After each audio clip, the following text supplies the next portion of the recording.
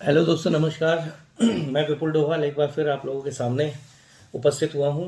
और जब भी मैं उपस्थित होता हूँ तो कोई नया विषय लेकर ही आपसे मैं बातचीत करता हूँ, और ये सारे विषय मेरे जहन में आपके द्वारा ही डाले जाते हैं, जिन पर मैं मुझे लगता है कि जैसे किसी ने कोई प्रश्न किया तो मैं सिर्फ वन टू वन उसे बताने से बेहतर होता है कि कुछ सवाल ऐसे होते हैं, अगर वो सभी के लिए जागरूकता ला सकें तो वो उसका महत्व बढ़ जाता है।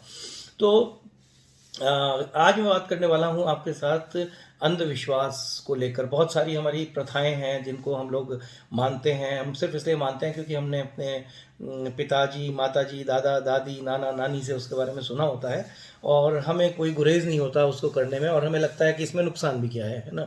जैसे बिल्ली रास्ता काट दे तो हम रुक जाना चाहिए, घर से बाहर निकलते हैं तो दही खा के जाना चाहिए, और नाखून रात को नहीं काटने चाहिए, झाड़ू रात को नहीं काटना चाहिए, तो ठीक है। और इस सब के पीछे बहुत सारे लॉजिक्स हैं जो कि आपने कई वीडियोस में और बहुत सारे जगहों से सुने भी होंगे। मेरा सिर्फ एक ही बात मैं इस विषय में कहना चाहता हूँ जो आपको शायद समझ में भी आए और अच्छी भी लगे। वो बात यह है कि देखिए, जब भी हम कोई भी काम करते हैं, उस काम की शुरुआत कहाँ से हुई थी उस कालखंड पे जाना बहुत ज़रूरी होता है। और दूसरी बात क्या होती है कि वहाँ पर वो एक आवश्यकता थी। मतलब हमारे बहुत सारे ऐसे रिचुअल्स हैं जो एक आवश्यकता थी उस समय की, और आज हम उसको, कुछ ऐसे हैं जो अनावश्यक रूप से भी फॉलो कर रहे हैं, नो डाउट। कुछ ऐसा होता है कि ठीक है, हमें हमारे अंदर एक आत्मविश्वास पैदा करती हैं कुछ चीज़ें। वो एक छोटा सा एक धूपबत्ती जला के आप आत्मविश्वास प्राप्त कर लेते हैं। अपनी पसंद की कोई शर्ट पहन के, अपने पसंद का कलर पहन के आप आत्मविश्वास प्राप्त कर लेते हैं, तो इसमें कोई बुराई नहीं है। लेकिन सही मायने में अगर हम आपको बताएं कि जो भी चीज़ें जिन्हें आज हम अंधविश्वास का नाम भी देते हैं, ये जब हमारे देश काल परिस्थितियां जो उस समय की थी उसमें जब ये प्रारंभिक तौर पे ये की गई थी, तो वो एक अति आवश्यक थी उस समय के लिए। तो क्या हुआ कि हमारी जो नियमावली, जीवन को जीने की जो शैली थी, वो सिद्धांतों के साथ जुड़ी हुई थी। सिद्धांत कहीं छूट गए, सिद्धांत गायब कर दिए गए, उन्हें समाप्त कर दिया गया। सिर्फ शैली आगे ट्रांसफर होती चली गई, और पीढ़ी दर पीढ़ी कौन करते रहे? जो एजुकेशन से दूर लोग थे। अब उनको ना तो उसका थ्योरी पता थी ना सिद्धांत पता थे। आज हम उन सब चीज़ों को एक अंधविश्वास के तौर पे लेते हैं। मैं विज्ञान का इस नज़रिए से शुक्रिया अदा करता हूँ कि आज पीपल के पेड़ के नीचे रात को क्यों नहीं सोना है, वो सैद्धांतिक रूप से हमें बताता है कि वो रात को बहुत ही ज़्यादा डेंस कार्बन डाइऑक्साइड एमिट करता है। उत्तर दिशा में सर रख के क्यों नहीं सोना चाहिए? विज्ञान कहता है कि उत्तर दिशा में हम सर रख के सोते हैं तो हमारी जो धरती की जो चुंबकीय तरंगे हैं वो विपरीत दिशा में काम करती हैं हमारे अपने चुंबकीय क्षेत्र के। तो हमारे शरीर में जो आयरन कंटेंट्स होते हैं वो ऊपर की तरफ फ्लो करना शुरू कर देते हैं, जो कि हमारे लिए एक स्ट्रेस जनरेट करता है, और सुबह हम बहुत भारी मस्तिष्क के साथ उठते हैं। फ्रेशनेस नहीं रहती है उस स्थिति में। इसी तरह से बहुत सारे जो रीजंस थे। अब कई बार क्या होता है कि हम सिक्के डालते हैं, पानी की नदी में सिक्कों को डालना। अब सिक्कों को नदी में डालना आज एक अंधविश्वास हो गया है। मतलब नो डाउट, अब हम बेवजह हम लोग जाते हैं और lots of coins we are throwing in some river और वाटर, बट प्राचीन काल में ये वैज्ञानिक था। प्राचीन काल में क्या होता था कि आपके वाटर सोर्स जो होते थे उसको स्वच्छ रखने के लिए सिक्के डाले जाते थे, और वो सिक्के होते थे तांबे के सिक्के। तांबा पानी के अंदर डालते थे पानी को शुद्ध करने के लिए। तो ये कंट्रीब्यूशन होता था कि भाई गांव के कुएं को शुद्ध करना है, पानी को शुद्ध करना है, सब लोग कंट्रीब्यूट करो, सब लोग अपने अपने यहाँ से एक एक सिक्का डालो इसमें। तो साल में कोई ना कोई ऐसा पर्व, उत्सव, त्योहार या कोई खास दिन ऐसा रख लिया जाता था जिसमें वो हम करते थे।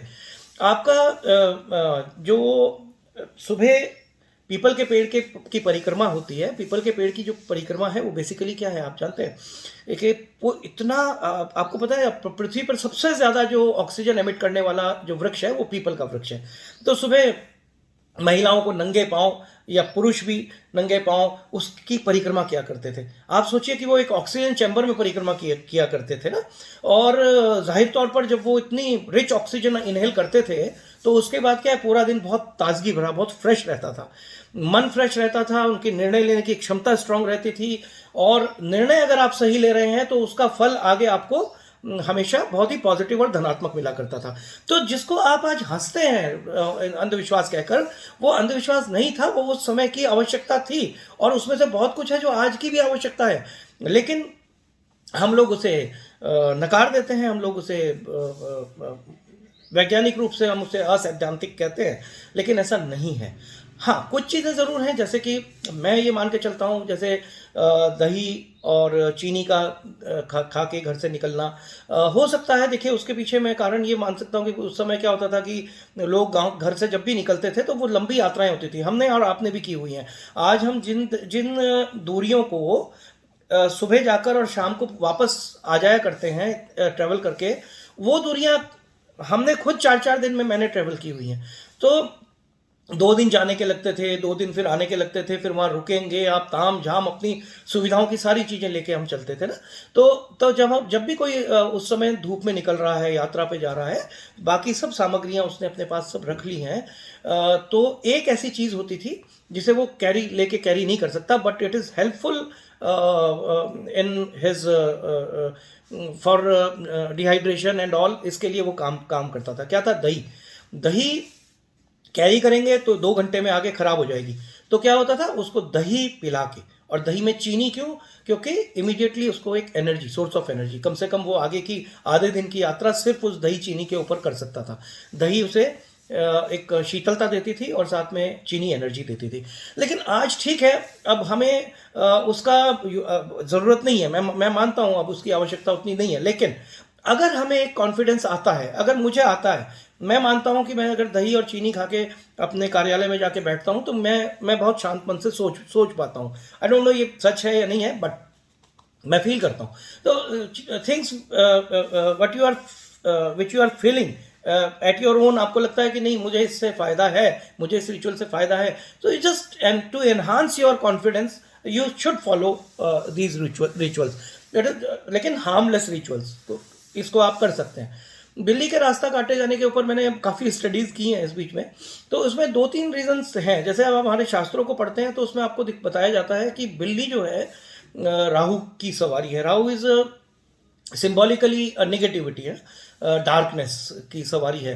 एंड दूसरा क्या होता है कि ऐसा मानते हैं कि जब भी आपके सामने से एक नकारात्मक ऊर्जा निकल रही है, जा रही है, तो आप उसे क्रॉस करके अपने ऑरा को डिस्टर्ब कर सकते हैं।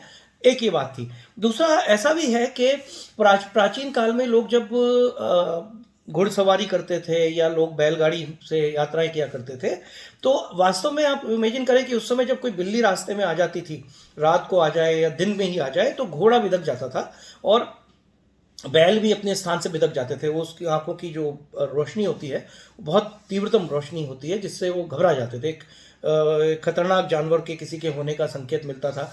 तो उनका जो उसके बाद जो मेंटल बैलेंस उस घोड़े का या बैल का वापस स्थिर होने में समय लगता था, तो वो शायद कुछ गलतियां कर देता था आगे चल के, और कोई एक्सीडेंट, चोट इत्यादि की संभावनाएं उस समय बन सकती होंगी। तीसरा, बिल्ली के मामले में एक बात और मैं आपको बताता हूँ कि आपने देखा होगा कि ये कुछ जीव जंतु ऐसे हैं जिन्हें कुछ आभास हो जाते हैं, मतलब भूकंप का आभास जीवों को हो जाता है, किसी भी तरह की कोई अप्रिय घटना होने का आभास भी इनको हो जाता है। क्योंकि मैं कहीं पढ़ रहा था कि जापान में कोई चिड़िया है जो भूकंप आने से 24 घंटे पहले वो गांव खाली करके चली जाया करती है।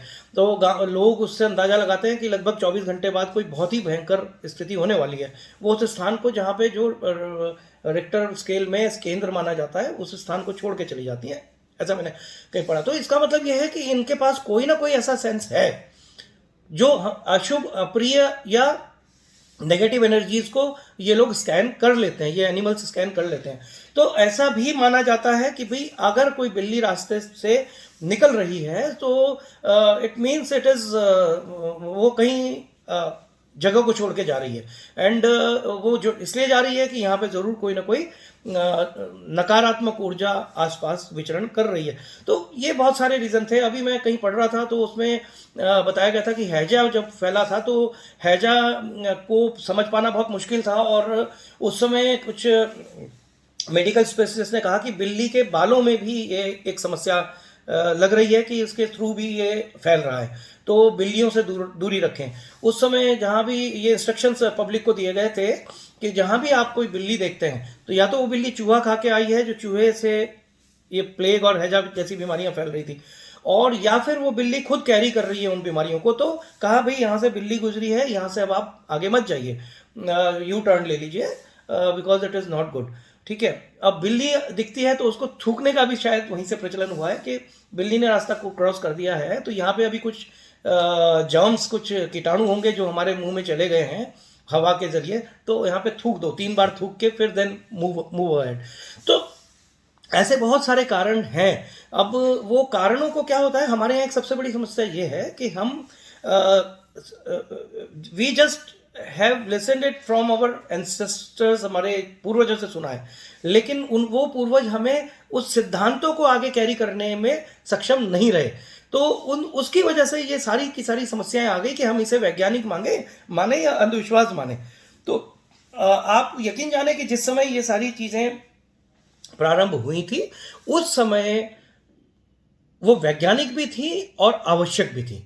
तो आज उनमें से अगर कुछ भी चीज़ें इस तरह की हैं जो कि वैज्ञानिक रूप से सत्य हैं, आप अगर सर को सोने की दिशा एक तकिया इधर का उधर रख के बदल सकते हैं तो इसमें कोई नुकसान नहीं है, और अब आपके पास वैज्ञानिक आधार भी है।